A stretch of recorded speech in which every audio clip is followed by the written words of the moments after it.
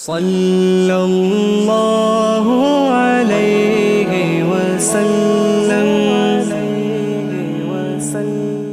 اور قرآن مجید نے فرمایا کہ کما ارسلنا فیکم رسولا منکم یتلو علیکم آیاتنا، فرمایا ہم نے یہ رسول تمہارے درمیان بھیجے ہیں جو تم پر ہماری آیات کو تلاوت کرتے ہیں، تم پر ہماری آیات کو۔ اور پھر ہوتا کیا ہے وَيُزَكِّيكُمْ، جب وہ تم پر ہماری آیات تلاوت کرتے ہیں تو اس کی برکت سے تمہیں پاک کر دیتے ہیں، قرآن مجید کی برکت سے تمہیں وَيُعَلِّمُكُمُ الْكِتَابَ وَالْحِكْمَةَ، اور تمہیں کتاب بھی سکھاتے ہیں اور حکمت بھی، کتاب بھی اور حضور وَيُعَلِّمُكُمْ مَا لَمْ تَكُونُوا تَعْلَمُونَ، اور تمہیں وہ سکھاتے ہیں جس کا تمہیں علم نہیں تھا۔ نبی پاک صلی اللہ تعالی علیہ وسلم کتاب کا علم سکھانے، قرآن مجید سکھانے تشریف لائے، اور خود فرمایا حضور نے کہ میں استاد بن کے آیا ہوں اور میں تمہیں کتاب اللہ کی تعلیم دینے آیا ہوں۔ نبی پاک صلی اللہ تعالی علیہ وسلم نے ہمیشہ لوگوں کو اللہ کے قرآن کی تعلیم ارشاد فرمائی۔ جو چیزیں سمجھ میں نہ آنے والی تھی لوگوں کی، وہ حضور نے تشریح کے ساتھ، توضیح کے ساتھ، حکمت کے ساتھ، توجہ ہے نا میری بات پر آپ دوست، حکمت اور دانائی کے ساتھ محبوب نے وہ باتیں دلوں تک اتاری۔ نبی پاک صلی اللہ تعالی علیہ وسلم نے، اب جہاں پڑھایا جاتا ہے اس ادارے کا کوئی نہ کوئی نام ہوتا ہے، رسول پاک صلی اللہ علیہ وسلم نے درس و تدریس کے لیے سب سے پہلے ایک جگہ کا انتخاب فرمایا جو حضرت ارقم کا گھر تھا، اسے دار ارقم کہا جاتا تھا۔ دار ارقم کے اندر نبی پاک صلی اللہ علیہ وسلم نے تعلیم و تعلم کا سلسلہ شروع کیا۔ ابتدائی لوگ جو حضور سے دین کی تعلیم لینے والے، حضرت ابوبکر صدیق رضی اللہ تعالیٰ عنہ، حضرت عمار بن یاسر رضی اللہ تعالیٰ عنہ، حضرت مصعب بن عمیر رضی اللہ تعالیٰ عنہ، حضرت جناب سیدنا عمر فاروق رضی اللہ تعالیٰ عنہ، مکی زمانے میں جتنے لوگ مسلمان ہوئے وہ جس مدرسے میں جا کے تعلیم حاصل کرتے تھے اس کا نام دار ارقم تھا، وہاں بیٹھ کر وہ دین کی تعلیم لیتے تھے، دار ارقم اس کو کہا جاتا تھا۔ اس کے اندر نبی پاک صلی اللہ علیہ وسلم نے ایک ماحول بنایا، اگرچہ چھپ کے لوگ آتے تھے، لوگوں کی نظروں سے چھپ کے آتے تھے، لیکن وہاں آتے تھے اور آ کے پڑھا کرتے تھے۔ دار ارقم کے بعد جب معاملات آگے بڑھے اور سید عالم صلی اللہ تعالی علیہ وسلم نے پسند فرمایا کہ ماحول کو بڑھایا جائے تو حضور تھوڑا باہر نکلے، پھر حالات کشیدگی کی طرف بڑھے، اللہ پاک نے اپنے محبوب کو مدینے کی جانب ہجرت کرنے کا حکم ارشاد فرما دیا۔ حضور مدینہ طیبہ تشریف لے گئے، وہاں جا کے حضور نے جو سب سے پہلا کام کیا وہ کیا تھا بول کے بتائیں؟ مسجد حضور نے بنائی، مسجد قباء کی بنیاد رکھی۔ پھر سید عالم صلی اللہ علیہ وسلم جب مدینہ شہر میں گئے تو حضور نے مسجد نبوی کی بنیاد رکھی۔ یہ مسجد پورا مرکز تھی دین کا۔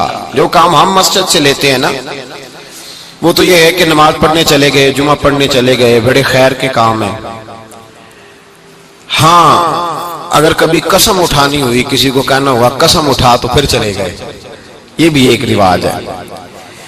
صحابہ کرام نے مسجد سے جو کام لیا وہ یہ تھا کہ انہوں نے اپنی نجی زندگی سے لے کر قومی زندگی تک، اپنے ذاتی معاملات سے لے کر معاشرتی معاملات تک سارے کے سارے مسجد کے ساتھ جوڑ دیے۔ نبی پاک صلی اللہ علیہ وسلم ان کی ذاتی باتیں بھی مسجد میں بیٹھ کے انہیں بتاتے تھے، قومی، معاشرتی، عالمی باتوں کے بارے میں بھی حضور مسجد میں بیٹھ کر ارشاد فرماتے۔ سیاست میں ناپاکی اس وقت آئی ہے جب سیاست مسجد سے نکل گئی ہے۔ سیاست مسجد سے، بولیے اب کدھر گئی ہے؟ اللہ جانے کہاں کہاں گھوم رہی ہے، کیا حال ہو گیا ہے۔ اقبال کہتے ہیں کہ جلال بادشاہی ہو یا جمہوری تماشا ہو، جدا ہو دین سیاست سے تو رہ جاتی ہے چنگیزی۔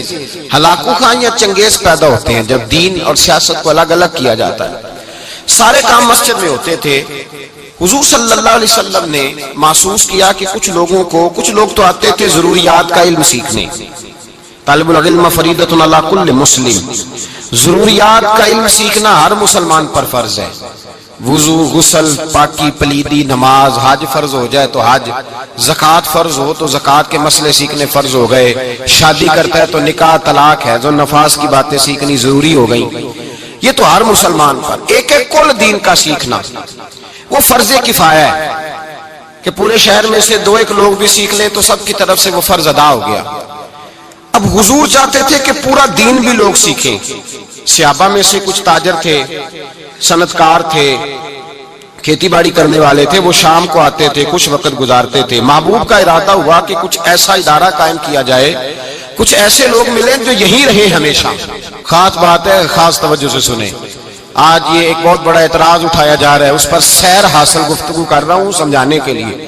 نبی پاک صلی اللہ علیہ وسلم نے دیکھا کہ وہ کچھ وقت کے لیے کچھ لوگ آتے ہیں، ان کو حضور مسجد میں وقت دیتے، ان کی بات سنتے، ان کو بھی پورا دین سکھاتے۔ پھر حضور نے الگ سے ایک ادارہ قائم کیا، ایک یونیورسٹی اسلام کی بنائی۔ مسجد نبوی کے ساتھ حضور نے ایک چبوترا بنایا، کھجور کے تنے کھڑے کر کے اوپر کھجور کے پتوں کی چھت ڈال دی، اس کو میرے نبی پاک نے صفہ کا نام دیا۔ 70 سے لے کر 400 تک صحابہ، 70 سے لے کر صحابہ کی بات کریں گے تو اللہ بڑا راضی ہوگا۔ اتنی بڑی تعداد 70 سے 400 تک صحابہ تھے جو صبح سے شام تک اس جگہ پہ رہا کرتے تھے اور میرے نبی پاک سے قرآن و حدیث کا علم سیکھا کرتے تھے۔ اسلام کا سب سے پہلا مدرسہ، سب سے پہلا ادارہ، سب سے پہلی یونیورسٹی میرے نبی پاک صلی اللہ علیہ وسلم نے مسجد نبوی کے بالکل ساتھ قائم فرمائی۔ حضور نے مسجد کے ساتھ اسے قائم کیا۔ اس یونیورسٹی میں طالب علم پڑھتے تھے، طالب علموں کے نام کیا تھے؟ سیدنا عمر فاروق رضی اللہ تعالی، حضرت ابو ہریرہ رضی اللہ تعالی، حضرت عبداللہ ابن عمر رضی اللہ تعالی۔ سبحان اللہ، کیسے حسین ستارے ہیں۔ حضرت بلال بھی اسی مدرسے کے طالب علم تھے۔ حضرت سلمان فارسی کہنے لگے حضور عمر تو بڑی ہو گئی ہے، مجھے بھی داخلہ مل جائے گا۔ فرمایا آجا، ہر عمر کے لیے داخلہ کھلا ہوا ہے۔ یہاں ہر عمر کا، ہر نہج کا، ہر رنگ کا، ہر نسل کا، یہ سارے 70 کے 70 حضور سے قرآن سیکھنے بیٹھتے تو مدینے کے چاند کی نظر اٹھتی تو حضور فرماتے انہیں معمولی نہ سمجھنا، الصحابی کالنجوم، یہ تو سارے میرے ستارے ہیں، یہ ستارے ہیں، ستارے۔ خوبصورت آنگن گلشن حضور نے بنایا، ایک مدرسہ قائم ہو گیا، اس میں پڑھنے لگے یہ لوگ۔ قرآن مجید نے ان لوگوں کا ذکر کیا۔ قرآن مجید کہتا ہے کہ ان کے کپڑے دیکھ کے، ان کا اٹھنا بیٹھنا دیکھ کے لوگ، سورۃ بقرہ پڑھیے گا، لوگ انہیں مالدار سمجھتے ہیں۔ یہ سفید پوش ہیں، لوگ مالدار سمجھتے ہیں، ان کے چہروں سے لگتا ہے کہ بڑے مالدار ہیں۔ وجہ کیا ہے؟ لا یسألون الناس الحافا، فرمایا جو لوگوں سے لپٹ لپٹ کے سوال نہیں کرتے، یہ کھڑا کر کر کے مانگتے نہیں کہ میں بھوکا ہوں مجھے دو۔ انہوں نے اپنی سفید پوشی اپنے رب کے ساتھ راز رکھا ہوا ہے۔ یہ ان کی تعریف کی، ان لوگوں کی۔ میرے رسول کائنات صلی اللہ علیہ وسلم نے اس مدرسے میں طلباء کو پڑھایا۔ کس طرح پڑھایا؟ حضرت عبداللہ ابن عمر فرماتے ہیں 8 سال میں پڑھتا رہا اور ایک سورۃ بقرہ نبی پاک سے میں نے مکمل کی۔ کیا جی؟ بچے آتے ہیں مدرسے میں، کہتے ہیں استاد جی کورس کتنا کا؟ 8 سال کا۔ ہو بڑا لمبا ہے، حالانکہ اس میں پورا قرآن ہے، حدیث ہے، تفسیر ہے، اصول حدیث ہے، اس کے اندر صرف ہے، نحو ہے، بلاغت ہے، سارا کچھ ہے۔ پورا کورس 8 سال۔ حضرت عبداللہ ابن عمر کہتے ہیں میں نے نبی پاک صلی اللہ علیہ وسلم سے 8 سال میں صرف سورۃ بقرہ پڑھی، اور جب میری مکمل ہو گئی تو میرے ابا جی جناب عمر نے اونٹ ذبح کر کے صحابہ کی دعوت پکائی۔ اونٹ ذبح کر، کتنے راضی ہوئے میرے والد گرامی۔ حضرت عبداللہ ابن عمر نے علوم حاصل کیے، پھر اس کا فائدہ کیا ہوا کہ مدینے میں جس آدمی نے حضور کے وصال ظاہری کے بعد مسئلہ پوچھنا ہوتا تھا، عبداللہ ابن عمر سے جا کے لوگ پوچھا کرتے تھے۔ وہ مفتی مدینہ، مفتی مکہ، مفتی حجاز کے نام سے معروف ہوئے۔ یہ یونیورسٹی رسول پاک نے قائم فرمائی۔ اس یونیورسٹی میں پڑھنے والوں کا طریقہ کیا تھا؟ یہ سننی ہے بات آپ نے۔ لوگ سمجھتے ہیں کہ یہ ایسے ہی لوگ ہیں، بس کوئی پرسان حال ہی نہیں۔ وہ جو لوگ وہاں رہتے تھے ان کا ذریعہ معاش کیا تھا؟ لوگ آگے پوچھتے ہیں مولانا آپ کام کیا کرتے ہیں؟ تنزن پوچھتے ہیں، یہ بچے روٹی کہاں سے کھاتے ہیں؟ آؤ نبی پاک صلی اللہ علیہ وسلم کے مدرسے کے طلباء کی روٹی کا طریقہ سنو۔ حضرت ابو ہریرہ فرماتے ہیں رسول پاک نے ہمیں اپنے مالدار صحابہ پر تقسیم کر دیا تھا۔ فرماتے ہیں کوئی 10 کو ساتھ لے جاتا تھا، کوئی 12 کو ساتھ لے جاتا تھا، کوئی 13 کو ساتھ لے جاتا تھا۔ ابو بکر صدیق 70 کو لے جایا کرتے تھے۔ 70 طالب علموں کو لے جاتے تھے اور جا کے کھانا کھلایا کرتے تھے. اور فرماتے ہیں جب صحابہ کے باغوں میں کھجوریں پکتی اور جب انگور پکتے تو کہتے ہیں جہاں صحابہ صفہ کا چبوترا تھا، جہاں مدرسہ تھا، وہاں صحابہ نے ایک رسی باندھ دی تھی جس کے باغ میں تازہ کھجوریں پکتی تھی، وہاں لا کے لٹکایا کرتا تھا. وہ تازہ انگور وہاں لا کر کے لٹکایا کرتا تھا. طالب علم کھاتے تھے، وہ بھی خوش ہوتے تھے، رسول پاک بھی راضی ہوا کرتے. یہ مدرسہ تھا، مدرسہ. اور حضرت ابو ہریرہ فرماتے ہیں ہم طالب علم تھے، ہمارے وجود پر کپڑے بھی پورے نہیں ہوتے تھے. کسی کے پاس تہمت ہوتی تھی تو کرتا نہیں ہوتا تھا، کسی کے پاس کرتا ہوتا تھا تو اسی کو تہمت بنا لیتا تھا. لباس بھی پورے نہیں، کھانے کے لیے چیزیں بھی پوری میسر نہیں. فرماتے آج فقیر وہ لوگ بن گئے، کوٹھیاں لمبی چوڑی بنائی ہوئی ہیں اور اربوں خربوں روپے کا ان کے پاس آستانے اور دربار ہیں، تو مدرسے کا ناظرے کا بھی نہیں. اور کہتے ہیں ہم فقر سکھا رہے ہیں. فقر تو وہ ہے جو مدارس میں سکھایا جاتا ہے، فقیری وہ ہے جو مدارس میں سن لے. اب مولوی بیچارہ بالکل معرفت سے دور ہو گیا ہے، اور جس کو معرفت کا ترجمہ نہیں آتا وہ معرفت والا ہو گیا ہے. نیرنگیے سیاست دوران تو دیکھیے، یہاں منزل انہیں ملی ہے جو شریک سفر نہ تھے. عجیب چکر چل گیا. الگ الگ لوگوں نے تفسیر، صوفی کس کو کہتے ہیں، درویش کس کو کہتے ہیں. جب مولوی اپنے علم پر عمل کرے اور عمل میں مخلص ہو جائے تو وہی اللہ کا ولی ہوا کرتا ہے. بس اتنی سی تعریف ہے. یہی حضرت مجدد صاحب نے کی ہے، یہی غوث اعظم نے کی ہے، یہی شیخ شہاب الدین سہروردی نے کی ہے، یہی تفسیر خواجہ معین الدین اجمیری نے فرمائی ہے، یہی تمام صوفیاء نے فرمائی ہے. اب اس مدرسے کے اندر حضرت ابو ہریرہ فرماتے ہیں کبھی تو صحابہ لے جاتے اور کبھی یہ حال ہوتا تھا کئی دن روٹی نہیں ملتی تھی. غربت، فقر، درویشی. حضرت ابو ہریرہ، وہ بڑی پیاری حدیث ہے صحابہ صفہ کی. حضرت ابو ہریرہ رضی اللہ تعالیٰ عنہ فرماتے ہیں کہ بڑی بھوک لگی تھی، کئی دن بیت گئے، کھانے کو چیز ہی کوئی نہ ملی، کھانے کو شے ہی کوئی نہ ملی، کئی دن گزر گئے. فرماتے ہیں کہیں سے ایک دودھ کا پیالہ آیا، میرے مصطفیٰ کریم نے دست مبارک میں پکڑا، میری نظر پڑی تو میرا دل کرے سارا مجھے مل جائے. کتنے پیالے دودھ کے؟ ایک پیالہ، سارا مجھے مل جائے. کہتے ہیں حضور نے فرمایا ابو ہریرہ بھوک لگی ہے. میں نے کہا حضور بتا نہیں سکتا اتنی لگی ہے. تو حضور نے فرمایا پیچھے کتنے لوگ ہیں؟ کہ حضور 70 ہیں. 70 اصحاب صفہ ہیں، 70 طالب علم ہیں. فرمایا سارے ہی بلا کے لے آ. حضرت ابو ہریرہ کہتے ہیں میں جا بھی رہا تھا اور پریشان بھی تھا، 70 پیئیں گے تو بچے گا کیا؟ بچے گا کیا بچے گا؟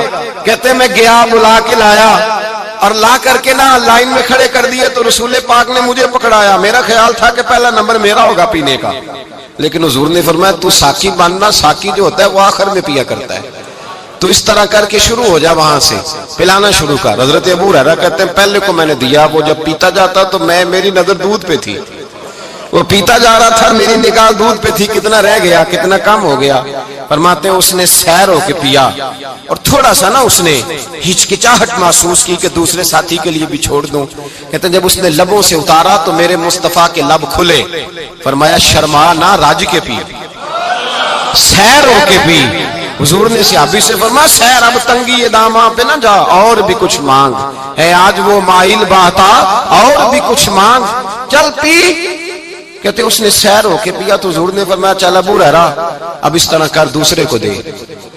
حضرت ابو ہریرہ فرماتے ہیں انہوں نے بھی پیا تو ہچکچا کے نہ تھوڑا پی کے چھوڑا. حضور نے فرمایا ڈر نہ، کھل کے پی، کھل کے پی. یہ آستانہ نور کی خیرات ہے، یہ کم نہیں ہوا کرتی. یہ رسول اللہ صلی اللہ علیہ وسلم کا دیا ہوا تبرک ہے، اس کے اندر کمی نہیں ہوتی. فرماتے ہیں ایک نے پیا، 2 نے پیا، 70 نے پیا. فرماتے ہیں جب میری باری آئی تو حضور نے فرمایا پی ہو چکا. میرے دل میں تو خیال تھا نا پہلے ملے گا، تو دیر ہو گئی انتظار کرتے، 70 بندوں کی لائن ہو تو مشکل تو ہو ہی جاتا ہے. فرماتے ہیں اب جب میں نے پیا تو میرے مصطفیٰ نے کہا چل ابو ہریرہ تھوڑا اور پی لے. ماتے اور پیا، میں نے سیر ہو کے پیا، رج کی پیا تو حضور نے چل تھوڑا اور پی لے. فرماتے ہیں اور پیا تو حضور نے فرمایا چل یار فکر نہ کر، اور پی لے، تھوڑا سا پی لے اور پی لے. ساقی تیری خیر، تیرے میں کدے کی خیر، اے ساقی تیری خیر، تیرے میں کدے کی خیر. ایسی پلا کہ جس کا نشہ عمر بھر رہے. کہتے ہیں کہ نہ انکار کری اج ساقی، اج موسم بڑا سہانا، مستی دا ہن می برسا دے، نہیں پیاس دا کوئی ٹھکانا. تیرے کول شراب پرانی تے ساڈا درد بھی بڑا پرانا. آزم ہس ہس ٹالنا سانو اسی پیتےوں باج نہیں جانا. کہا اور پیو اور پیو. کہتے کھول کے پیا. جب میں سیر ہو گیا نا تو میں نے کہا یا رسول اللہ اب تو میرا پیٹ باہر آ گیا ہے, اب نہیں میں پی سکتا. تو مصطفیٰ کریم نے فرمایا لا پھر میں پیتا ہوں. 71ویں نمبر پہ میرے رسول نے پیا. ہمارے شیخ استاد جب حدیث پڑھایا کرتے تھے نا فرماتے تھے یہ تو ساری دنیا بیان کرتی ہے, ساری دنیا ایک دودھ کا پیالہ 70-71 نے پیا. اور یہ بھی بیان کیا کرو کہ 2 جہاں کے سردار ہیں اور 70 غلاموں کا جھوٹا پی رہے ہیں. یہ بھی بیان کیا کرو مصطفیٰ کی یہ عاجزی بھی بیان کیا کہ 70 کا جھوٹا حضور نے پیا اور امت کو درس دیا.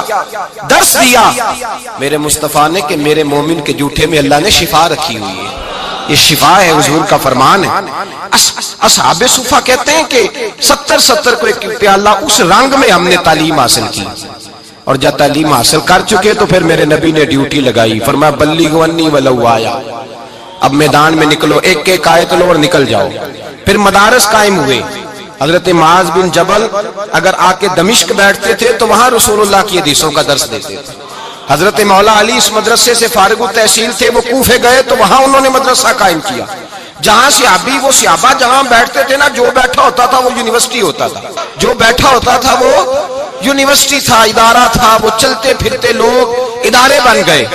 اس ادارے کا فیض آگے بڑھا. تابعین کا زمانہ آیا تو سب سے پہلا نمبر حضرت امام اعظم ابو حنیفہ کا تھا. اس مدرسے میں پڑھنے والے امام ابو مالک جیسے لوگ تیار ہوئے, امام محمد جیسے لوگ خوش اچین ہوئے. امام عبد الرزاق نے وہاں سے پڑھا اور پھر امام عبد الرزاق سے حضرت امام بخاری نے پڑھا. اور امام بخاری نے پھر امت کو حدیث کا پورا اسلوب دیا, طرز زندگی دیا. پھر مدارس قائم ہونے لگے, حکومتیں مدرسے قائم کرتی. حضرت عمر بن عبدالعزیز نے اپنے دور حکومت میں درجنوں, بیسیوں, سینکڑوں مدارس قائم کیے. عالم کی تنخواہ اتنی تھی جتنی صوبے کے گورنر کی ہوتی ہے. کہ نہیں ہے تھوڑے گورنر کی تنخواہ پتا جی, گورنر ہاؤس نہیں بندہ پیدل پھر سکتا, تنخواہ تو دور رہ گئی. تو مولوی کے حجرے کے اندر اگر لائٹ نہیں لگ جائے تو سارا محلہ پوچھنے آ جاتا ہے کہ تھو لوا لیجیے, تو بتی لوا لی. اتنا بڑا کام کر لیا. گورنر ہاؤس پیدل. حضرت عمر بن عبدالعزیز رحمت اللہ تعالی علیہ نے گورنر اور خطیب کی تنخواہ ایک برابر کی. لوگوں نے کہا حضور یہ کیا ہے؟ فرمایا وہ دنیا داری چلاتا ہے, یہ رسول اللہ کا دین پڑھاتا ہے, یہ نبی پاک کے رنگ سے لوگوں کو آگاہ کرتا ہے, یہ حضور کے جلوے دکھاتا ہے. اس کی باتیں سنتے سنتے دل نور والا بنتا ہے اور رسول اللہ کے جلوے نظر آنے شروع ہو جاتے ہیں. تو میں اس کی یہ مدارس کا ایک پورا سلیبس بنایا گیا. اب باری آ گئی ہماری, بالخصوص پاکستان اور ہندوستان کی. انڈیا کے اندر پھر بھی مدارس کے ساتھ گورنمنٹ کا رویہ کچھ اور طرح کا ہے. ہمارے ہاں کوئی گورنمنٹ کوئی مدرسہ نہیں چلاتی. جو مدرسے گورنمنٹ چلاتی ہے وہ بھی اپنے مقصد کے لیے چلاتی ہے, دین کے لیے نہیں چلاتی. جن مدارس کو گورنمنٹ فنڈ دیتی ہے اس سے مقصد جو بھی گورنمنٹ دیتی ہے, میں نام نہیں لیتا, اور یہ سارے کرتے ہیں. ایک طرف شور کرتے ہیں فلانا مدرسہ دہشت گرد ہے, سب کو پتا ہے کس کا مدرسہ دہشت گرد ہے. اب بتانے کی ضرورت ہے, آپ کو پتا ہے کہ نہیں؟ پکی بات ہے. جن کو پتا ہے وہ ہاتھ کھڑا کریں. دہشت گرد مدرسوں کا جن کو پتا ہے, تو اتنے سارے بندوں کو پتا ہے. جنہوں نے نہیں نا ہاتھ کھڑے کیے وہ ساتھ والے سے پوچھ لینا, بتا دے گا, وہ بتا دے گا ساتھ والے کو. پتا ہے نا نہیں آپ حضرات؟ اب گورنمنٹ ہماری ان مدارس کو فنڈ دیتی ہے اس لیے کہ بغل بچہ تنظیمیں بنا کے رکھنا چاہتی ہے. اگر گورنمنٹ چاہے تو کوئی دہشت گرد مدرسہ کبھی بھی آگے بڑھ سکتا. جب آپ اتنے سارے لوگوں کو پتا ہے, مجھے پتا ہے, تو ان کو نہیں پتا؟ سب کو پتا ہے کون دہشت گرد ہے. جو اہل حق کے مدرسے ہیں, اہل حق کے, ان مدارس کو نہ گورنمنٹ کو فنڈ جاری کرتی ہے نہ باہر سے کوئی ایڈ آتی ہے. مدرسہ ایک پوری ضرورت ہے. اور مدرسے کی حاجت کیا ہے؟ آپ تراویح کے لیے جب رمضان شریف شروع ہوتا ہے تو حافظ کی ڈیمانڈ کرتے ہیں, حافظ کی. میرے بھائی جب آپ گھی لینے جاتے ہیں تو آپ کو یہ تو پتا ہوتا ہے نا گھی بنتا کہاں ہے, خریدیں گے کیسے, اس کی ساری صورتحال کا آپ کو پتا ہے. پاکستانی کوئی بھی نہیں کہے گا کہ گھی والی انڈسٹری بند کر دو, اس لیے کہ گھی کے بغیر ہنڈیاں نہیں پکتی. آپ فوری طور پہ ان چیزوں کا پتہ رکھتے ہیں, حافظ مانگتے ہو. حافظ کہتے ہیں اچھا قاری ہونا چاہیے، اچھا قاری، قرآن پاک اچھا پڑھنے والا، کیوں حضرت؟ اچھا قاری، اچھا حافظ۔ تو سوال یہ ہے کہ اچھا قاری پیدا کہاں ہوگا؟ کہاں پیدا ہوگا اچھا قاری؟ اسکول میں، کالج میں، دربار پہ؟ کہاں پیدا ہوگا؟ نہیں بول کے بتائیں۔ تو مدرسہ کون چلائے گا؟ مدرسے کے ساتھ تو رویہ یہ ہے کہ لوگ زکوٰۃ کے پیسے دینے آتے ہیں مدارس میں، زکوٰۃ کے، اور اس پر بھی ان کا خیال یہ ہوتا ہے کہ جمعے والے دن 10 دفعہ اعلان کیا جائے کہ ہم نے مدرسے کو زکوٰۃ دی ہے۔ حالانکہ زکوٰۃ تو اس آدمی کی نیکی ہے جو آپ سے وصول کر رہا ہے۔ آپ پڑھیں اٹھا کے بزرگوں کو، اس پر بھی 10 دفعہ 20 دفعہ 100 دفعہ لوگ سوچتے ہیں، اور پھر جا کر کے لوگ اس طرف توجہ کرتے ہیں۔ مدارس اسلامیہ ذبح حالی کا شکار ہے۔ آپ کو عالم کی ضرورت ہے۔ مجھے بتلائیے، بچے کی پیدائش سے لے کر کان میں اذان دینے سے لے کر جنازے تک ڈیوٹی کون سا انجام دیتا ہے؟ اور جب حالات بگڑ جاتے ہیں، مسائل بن جاتے ہیں، میں 3 دفعہ طلاق کہہ بیٹھا ہوں، میں یہ کر بیٹھا ہوں، ادھر ہو گیا ہوں، تو مسائل کون بتاتا ہے؟ تو عالم کہاں پیدا ہوگا؟ اگر وہ انڈسٹری بند کر دی جائے جہاں عالم نے پیدا ہونا ہے، اس کے ساتھ ہمارا تعلق ہی کوئی نہ رہے، تو علماء کیسے پیدا ہوں گے؟ قاری کیسے پیدا ہوں گے؟ حفاظ کیسے پیدا ہوں گے؟ جب آپ کسی چیز کی تشکیل میں دلچسپی نہیں رکھتے۔ اور یاد رکھیں، حافظ پیدا ہوں گے، قاری پیدا ہوں گے تو لفظ محفوظ رہیں گے، عالم پیدا ہوں گے تو قرآن کے معنی محفوظ رہیں گے، اور اللہ نے یہ ذریعہ بنایا ہے ان کی حفاظت کا۔ علماء بڑی ضروریات ہوتی ہیں میرے بھائی، بڑی ضروریات ہوتی ہیں۔ ایک عالم کی کتاب اس زمانے میں اتنی مہنگی ہے کہ کتاب تک پہنچنا مشکل ہو گیا ہے۔ میں نے پہلے بھی بات عرض کی تھی، میں نے ایک حدیث فتاوی رضویہ سے ایک دفعہ جمعے میں سنائی، میرے پاس کچھ لوگ آئے، کہنے لگے مولانا یہ حدیث آپ نے سنائی ہے، ہمارے مولوی صاحب کو تو 25 سال ہو گئے خطبہ دیتے، کبھی نہیں سنائی انہوں نے، تو ان کو بھی چاہیے نہ پڑھیں اور سنائیں۔ میں نے کہا مولانا کی تنخواہ کتنی؟ کہنے لگے 8000 روپیہ۔ تو میں نے کہا جس کتاب سے میں نے حدیث سنائی ہے وہ کتاب ہی 14000 کی آتی ہے، تو مولوی کہاں سے سنائے آپ کو؟ وہ بچوں کی روٹی پوری کریں یا آپ کو حدیث سنائے؟ یہ ابھی تراویحوں کا مسئلہ ہو رہا نا، صبح شام اعلان ہوتے ہیں علماء کی خدمت کرو، اور پھر دعویٰ ہوتا ہے 25000 روپیہ دیا ہم نے مولوی صاحب کو۔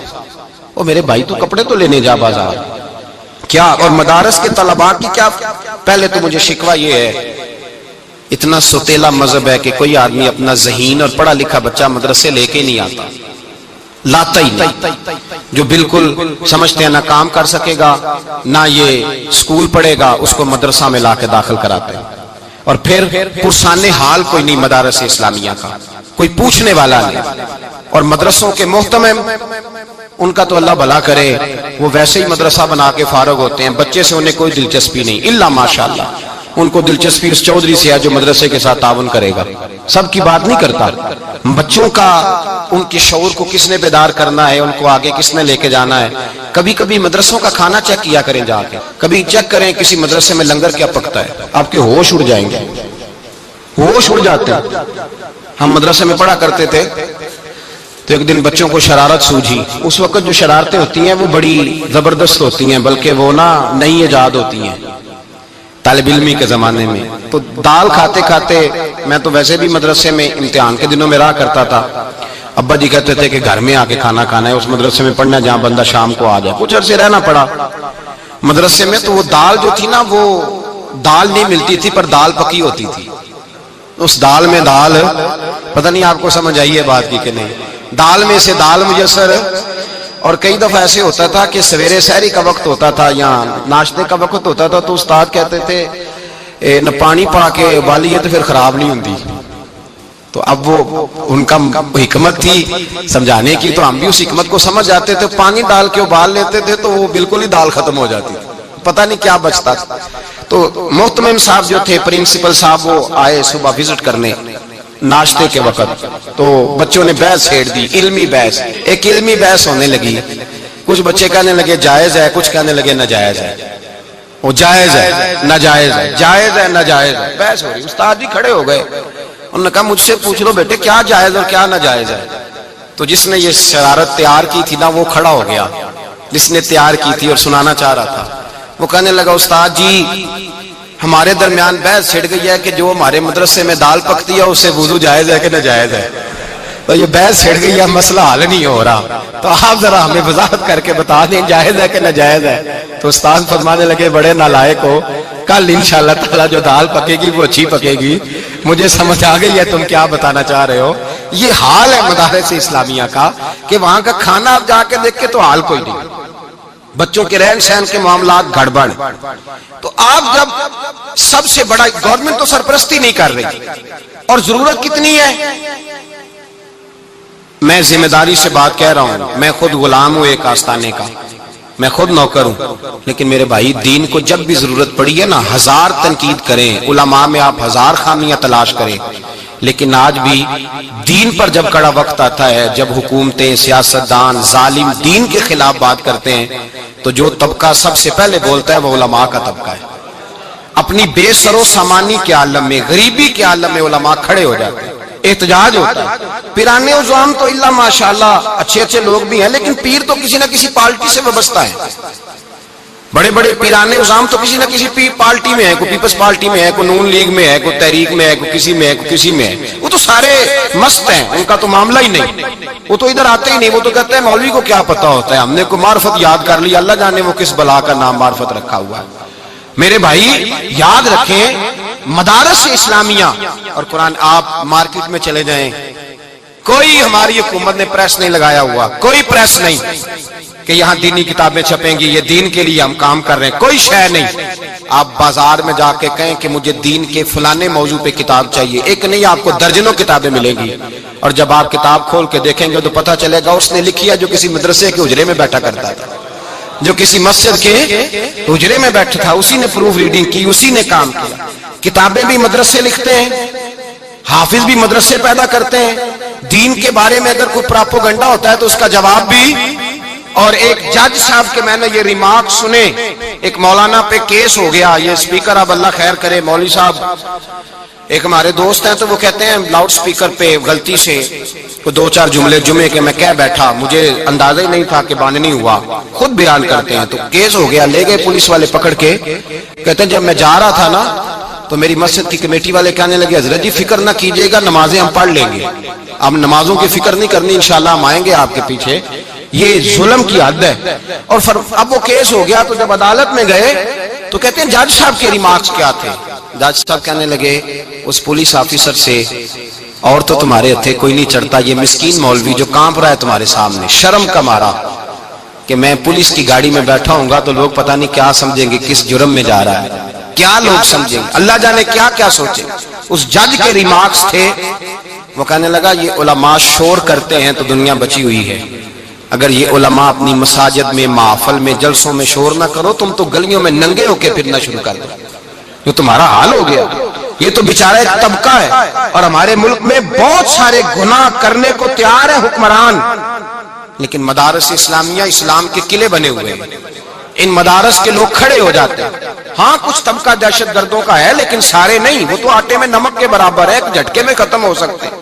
اہل حق کی کثرت ہے، جب بھی حکمران کو زیادتی کرتے ہیں تو مدارس کے لوگ میدان میں نکلتے ہیں، اور علماء نے اپنی ذاتی حیثیتوں سے مدرسے قائم کیے، ہمت کر کے، جدوجہد کر کے۔ یقین کریں مانگنا مشکل ہو جاتا ہے۔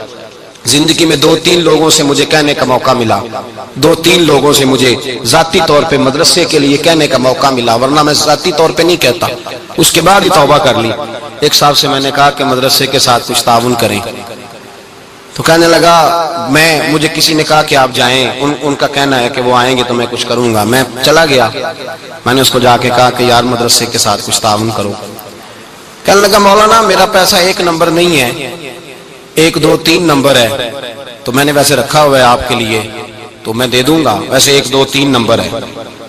میں اس شخص کی شکل دیکھی اور میں اپنے وجود میں سوچنے لگا کہ یار اس نے کس طرح کا رویہ اختیار کیا، کس طرح کا رویہ اختیار۔ ایک صاحب 1 سال مدرسے میں پیسے دینے آئے تو مجھے کہنے لگے میں ہر سال آیا کروں گا۔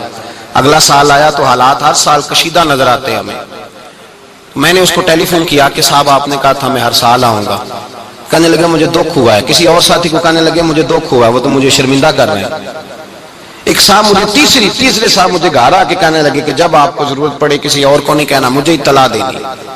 میں نے اطلاع دی تو اس نے کچھ نہیں تو 100 آدمی کو بتایا کہ اور میں نے پھر پوچھا، میں نے کہا بھائی میں نے تمہیں ذاتی کام بتایا تھا، تم نے 100 جگہ پہ بات کی اور تم کہہ کے نہیں گئے تھے؟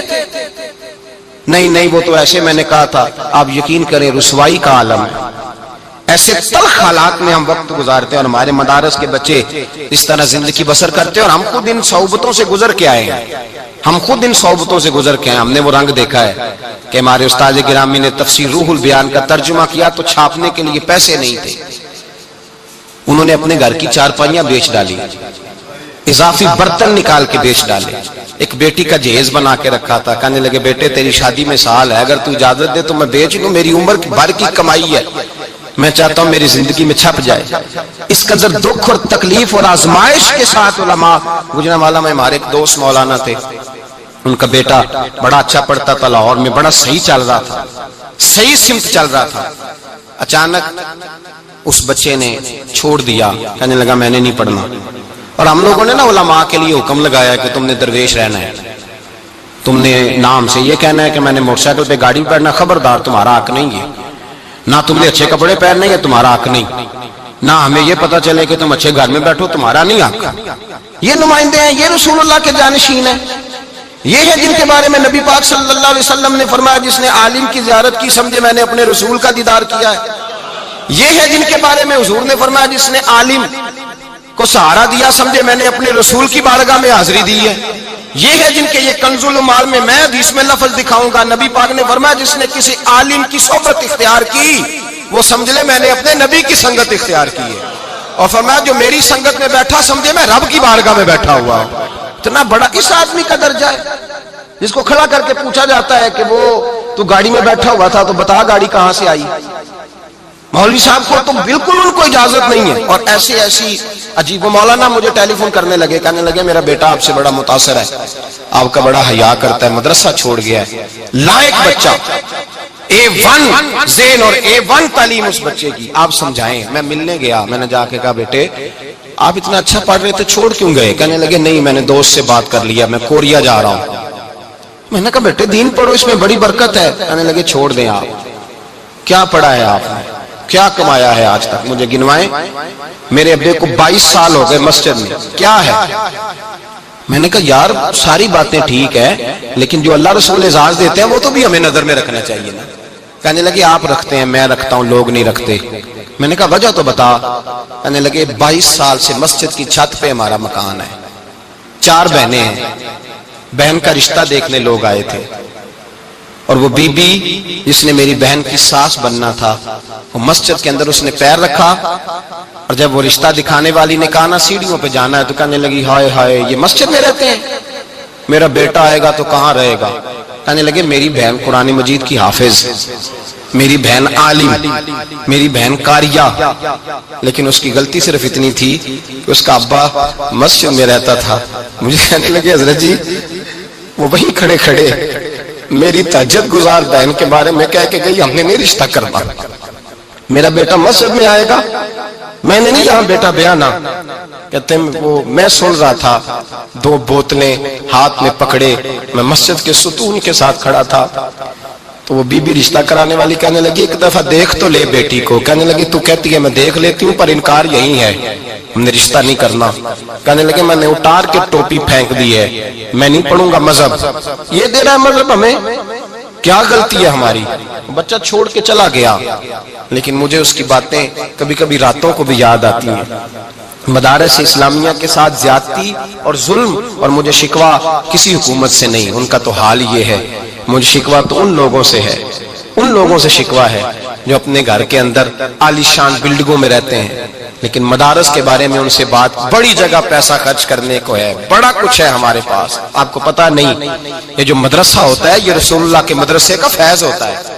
یہ مدرسہ میرے نبی کی چاہت ہے, یہ مدرسہ میرے رسول نے بنایا ہے. اس مدرسے کے سب سے پہلے بانی اور محتمم کا نام محمد عربی ہے. یہ مدرسہ رسول اللہ صلی اللہ تعالی علیہ وسلم کے جانشین پیدا کرتا ہے. یہ مدرسہ رسول اللہ کے پیغام کو عام کرتا ہے. یہ مدرسہ دین کے مخالفوں کے سامنے بند باندھتا ہے. اور ذمہ داری سے کہہ رہا ہوں, کسی کو اچھا لگے یا برا لگے, کسی شخص کو محسوس ہو یا نہ ہو, پیر تنقید کرتے ہیں تو کرتے رہے, سیاستدان وڈیرے اور چودھری برا کہتے ہیں تو کہتے رہے, ہمیں تو اتنا پتا ہے کہ مدرسے علماء نے بنائے ہیں اور انشاءاللہ قیامت تک یہ بنتے بھی رہیں گے اور چلتے بھی رہیں گے، یہ کام ہوتا رہے گا انشاءاللہ تعالی، اس لیے کہ یہ دین کے قلعے ہیں اور رسول اللہ کے دین کے قلعے میں کوئی دراڑ ڈال سکتا؟ سوال ہی پیدا نہیں ہوتا کوئی دراڑ ڈال سکے۔ یہ مدارس، یہ وقار ہے رسول اللہ کے دین کا، یہ قائم رہیں گے انشاءاللہ، قائم ہوں گے انشاءاللہ تعالی، اور یہی چراغ جلے گا تو روشنی ہوگی۔ میرے رسول کریم صلی اللہ علیہ وسلم نے اور حضور نے کتنی عزت دی مدرسے کے طالب علم کو۔ میرے نبی پاک نے فرمایا جب کوئی دین کے رستے پہ چلتا ہے نا طالب علم، ابھی گھر سے نکلا ہے، عالم نہیں بنا، ابھی اس نے الف با بھی نہیں پڑھا، ابھی گھر سے چلا ہے، فرمایا وہ چلتا ہے طالب علم مدرسے کا تو رب کرے اپنے فرشتوں کو حکم دیتا ہے، رب فرماتا ہے وہ جا رہا ہے دین پڑھنے، جاؤ اس کے پیروں تلے جا کے اپنے پر بچھا دو، پیروں تلے پر بچھاؤ، اس لیے کہ وہ دین کے علم کے لیے نکلا ہے، حصول علم کے لیے۔ اور میرے اعلیٰ حضرت نے لکھا ہے اگر دین کا طالب علم قبرستان سے گزر جائے تو اللہ 40 دن کے لیے عذاب ہی اٹھا لیتا ہے، خالی گزر جائے فاتحہ نہ بھی پڑھے تو کسی نے اعلیٰ حضرت سے کہا کہ حضور طالب علم گزر جائے تو کہتے ہیں طالب علم گزر جائے تو عذاب اٹھ گا، تو اگر عالم ہی گزر جائے تو اعلیٰ حضرت فرمانے لگے اس کے کرم کو سامنے رکھ کے بات کر رہا ہوں، اس کے فضل کو، کہ اگر علم پر عمل کرنے والا نیک اور پرہیزگار عالم دین قبرستان سے گزر جائے تو مجھے امید ہے اللہ ہمیشہ کے لیے عذاب دور فرما دے، اس لیے کہ نبی پاک صلی اللہ علیہ وسلم نے فرمایا عالم کے لیے بلوں میں چونٹیاں بھی دعا کرتی، پانی میں مچھلیاں بھی دعا کرتی، زمین آسمان کی ہر چیز عالم کے لیے دعا کرتی ہے۔ اور میرے مصطفیٰ کریم صلی اللہ علیہ وسلم نے فرمایا کسی اور پہ رشک نہ کرنا، اگر رشک کرنا، فخر کرنا، بڑے فخر سے اونچا ہاتھ کر کے کبھی نام لینا تو اس عالم دین کا نام لینا جسے اللہ نے قرآن و سنت کا علم دیا ہے، وہ سویرے بھی پیغام دیتا ہے، شام بھی دین کا پیغام دیتا ہے، جو صبح شام قرآن کی تعلیم دے اس پہ فخر کرو، کہا کرو واہ جی واہ کیا بات ہے۔ ہمارے ہاں کیا ہوتا ہے، کہتے اس کا تو بورڈ پہ نام آ گیا تو فلاں ہو گیا، تنقید ہوتی ہے، طنز ہوتی ہے۔ حضور نے فرمایا اپنے علماء، اور یہ بخاری مسلم ہے، فرمایا دو آدمیوں پر رشک کرو، ایک اس سخی پر جسے اللہ نے مال دیا ہو صبح شام خرچ کرے، ایک اس عالم پر جسے اللہ نے قرآن کا نور دیا ہو صبح بھی درس دے شام بھی درس دے۔ تو فخر والے لوگ، مدارس قلعے ہیں دین کے، یہ قائم رہیں گے تو انشاءاللہ دین پھلے پھولے گا۔ محمود غزنوی کا نام سنا ہے؟ محمود غزنوی کہتے ہیں کہ میرے دل کے اندر نہ 3 سوال ہمیشہ رہتے تھے، 3 سوال، اس میں کوئی شک نہیں کہ مدارس کے اندر کچھ حالات خراب ہیں، سکولوں میں حالات صحیح ہیں، بولے یونیورسٹیوں میں نشے نہیں بکتے، کالجوں کے اندر تباہیاں نہیں اتری ہوئی، تو بند کیوں نہیں کر دیا آپ نے یونیورسٹیاں، کالجز کیوں نہیں بند کر دیے؟ مدارس کی بات آتی ہے تو کہتے ہیں فلانی جگہ نقص واقع مدرسہ بند کر دو، کیوں بند کر دیں بھائی؟ جب کسی جگہ کوئی بیماری آتی ہے تو اس کا علاج ہوتا ہے، وہ حصہ کاٹ کے نہیں پھینکا جاتا، اگر کہیں قباحتیں ہیں تو قباحتیں صحیح کی جائیں، وہاں یہ نہیں ہوگا کہ ادارے بند کر دیے جائیں۔ محمود غزنوی بادشاہ تھے، محمود غزنوی کہتے ہیں میرے دل میں 3 شک پیدا ہو گئے، اور یہ شک جب پیدا ہو جاتا ہے تو بندے کو بڑا نقصان کرتا ہے، بے سکون بے قرار کرتا ہے۔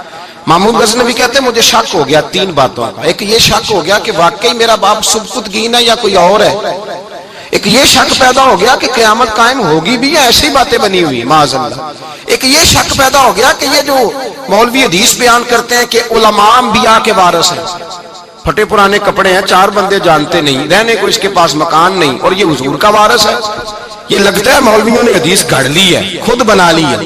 کہتے ہیں میرے دل میں 3 شک رہتے تھے۔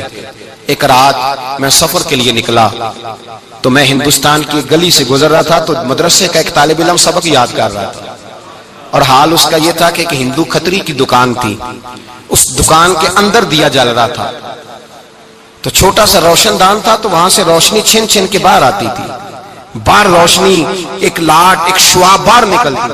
وہ طالب علم کیا کرتا، جب سبق بھول جاتا نا تو اس روشنی کے سامنے آ کے کرتا، روشنی کے سامنے آ کر کرتا، عبارت دیکھتا پھر بیٹھ کے یاد کرنا شروع کر دیتا، خوددار تھا۔ اب تو مجھے بڑا شکوہ ہے مدرسے والوں سے، بچوں کو بھکاری بنا دیا ہے، ختموں پہ بھیج کے تباہی اتار دی۔ شکایت ہے مجھے یا رب خدا بندان نے مکتب سے سبق شاہی ہے بچوں کو دے رہے ہیں خاک بازی کا، کوئی ضرورت نہیں، ان کو خودداری سکھاؤ۔ اور میں اپنے مدرسے کے بچوں کو یہ کہا کرتا ہوں، میں کہتا ہوں بیٹے سر اٹھا کے جیو گے تو اللہ تمہیں ہمیشہ سر اٹھانے کی توفیق دے گا، اگر ہاتھ پھیلاؤ گے تو ساری زندگی پھیلے رہے گا. وقار کے ساتھ جینا سیکھو, انقلاب آ جائے گا. عام دام برسر مطلب وہ بچہ وہاں شعاع میں جا کے سبق دیکھتا, پھر بیٹھ کے یاد کرنے لگتا, پھر بھولتا تو وہاں چلا جاتا. محمود غزنوی کہتے ہیں میری نظر پڑی, اس کے علم کا شوق دیکھ کر میں حیرت میں کھو گیا, مجھے بڑا اچھا لگا. کہتے ہیں میں نے بچے کو بلایا, میں نے کہا بڑا شوق ہے؟ کہنے لگا جی بڑا. تو میں نے کہا روشنی کوئی نہیں؟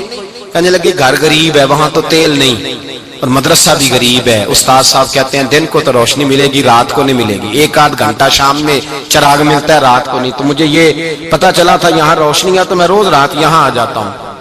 محمود غزنوی بڑے خوش ہوئے, بڑی ساری لالٹین تھی, اس بچے کو دی. کہنے لگے بیٹے رکھ لو, اور اس آدمی کی میں نے ڈیوٹی لگا دی ہے, جب بھی تیل ختم ہو تم آنا, یہ تمہیں دے گا. بچے نے لالٹین پکڑی اور محمود کی طرف دیکھا تو بس 2 جملے, جزاک اللہ خیرہ, اللہ تجھے بہتر جزا عطا کرے. یہ کہہ کے وہ بچہ چلا گیا. محمود کہتے ہیں پتہ نہیں اتنا سکون دل کو کبھی نہیں ہوا جتنا آج ہوا ہے. اتنی ٹھنڈک پہنچی, 2 جملے, کوئی تعریف نہیں کی, کوئی قصیدہ نہیں پڑھا, اندر میرے سکون آ گیا. کہتے ہیں میں قربان جاؤں, رات کو جا کر میں بستر پہ لیٹا, دل کی آنکھیں بند, سر کی آنکھیں بند ہوئی تو دل کی کھل گئی. مجھے مدینے والے محبوب کا دیدار نصیب ہو گیا. حضور میری خواب میں آئے, جلوے مہکنے لگے, خوشبوئیں بکھرنے لگی, حالات بدلنے لگے. اور کہتے ہیں نبی پاک نے ایک جملہ کہا اور میرے 3 سوالوں کے جواب دے دیے. حضور نے فرمایا او سبکتگین کے بیٹے, آج تو نے میرے ایک وارث کی خدمت کی ہے, میں قیامت کے دن تیری سفارش کروں گا. فرماتے ہیں مجھے مسئلے کی سمجھ آ گئی کہ میرا باپ سبکتگین ہے, قیامت قائم ہوگی, اور علماء واقعہ انبیاء کے وارث ہیں. محمود کہا کرتے تھے کہ میں سمجھ گیا ہوں جتنا رب مدرسے کی طرف توجہ کرنے سے راضی ہوتا ہے. اور فرماتے ہیں میں سمجھ گیا ہوں. آج تو لوگ کہتے ہیں نا جس طرح کا مرضی نعت کا ہے اس سے نعت سنو, مدینے چلے جائیں گے. مدینے والے کہتے ہیں تو مدارس سے پیار کر, ہم تجھے مدینے بلائیں گے بھی, دیدار کرائیں گے. یہ جلوے ملتے, مدارس کو مضبوط کریں.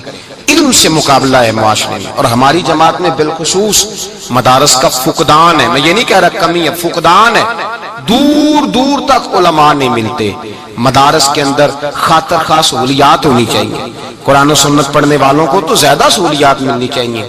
لوگ اپنی جان پر ظلم کر کے بچوں کو اسکول کالج میں مشقت کر کے 18 گھنٹے نوکری کر کے پڑھاتے ہیں, لیکن مدرسے کی جانب توجہ نہیں کرتے. مدارس قلعے ہیں, ان کو کبھی دہشت گرد کہہ کے بدنام کیا جاتا ہے, کبھی خشک ملا کہہ کے بدنام کیا جاتا ہے, کبھی کہا جاتا ہے کہ یہ بوجھ ہے معاذ اللہ تعالیٰ, معاشرے پہ بند ہو جانے چاہیے. ایک صاحب میرے پاس آئے, آپ پڑھے ہوئے کتنا ہے؟ میں نے کہا میرے پاس ڈگری ہے درسیات کی. نہیں آپ پڑھے کتنا ہے؟ میں نے کہا جو دین کا ڈگری لے کے آتا ہے, اس کے پاس سند ہوتی ہے, اس سے آپ کیا پوچھنا چاہتے ہیں؟ کہ نہیں اسکول کتنا پڑھے ہوئے ہیں؟ میں نے کہا آپ کتنا پڑھے؟ میں نے BA کیا ہوا ہے. میں نے کہا ادھر آئیں بیٹھے, آپ نے BA کیا ہوا نا, تو میں اپنے مدرسے کا ایک طالب علم جس کو پہلا سال ہے اس کو بٹھاتا ہوں آپ کے ساتھ, جو پہلا سال ہے, 8ویں سال والا نہیں, تو 2-4 باتیں آپ سے کرے گا, اور اردو ادب کی, عربی ادب کی 2-4 باتیں تو آپ ڈسکس تو کر کے دیکھیں. ایک عالم دین اس نے مکمل درسیات کا کورس پڑھا ہوا ہے, اس سے لوگ کھڑا کر کے پوچھتے آپ کی تعلیم کتنی ہے؟ حد ہو گئی بھائی. اور پھر مسجد کا صدر ٹیسٹ لیتا ہے, علامہ صاحب کا ٹیسٹ صدر صاحب لیتے ہیں, وہ والے صدر صاحب جن کو ٹیسٹ کا ترجمہ بھی نہیں آتا, جن کو یہ بھی نہیں پتا کہ عالم کے معنی کیا ہوتے ہیں, جن کو یہ بھی نہیں پتا کہ قرآن و سنت کے وہ ٹیسٹ لے رہے ہیں, عالم صاحب کا ٹیسٹ ہو رہا ہے. اس لیے میرے صاحب فرمایا کرتے تھے بڑی مسجدوں میں نہیں رہنا, ان مسجدوں کا انتخاب کرنا جو اگرچہ سنسان جگہوں پہ ہوں لیکن ایسی جگہ ہوں جہاں اپنی مرضی سے آزادی سے دین کا کام کیا جا سکے. ایسی جگہ نہ ہو جہاں 36 جگہ پہ بریک لگانی پڑے اور پوچھنا پڑے کہ جناب یہ کر لوں, یہ ہو جائے, یہ کیسے ہے, یہ ویسے ہے. دین کا کام اللہ سے ڈر کے ہوتا ہے, اس میں شک نہیں, لیکن عالم اگر عالم ربانی ہو. اور پھر بات یہ ہے میرے بھائی کہ ہمیں یہ بھی تو دیکھنا چاہیے نا کہ علماء کو ہم دیکھ کیا رہے ہیں, مدارس کے ساتھ ہمارا رشتہ کس قسم کا, تعلق کس قسم. تو مدارس کو مضبوط کریں.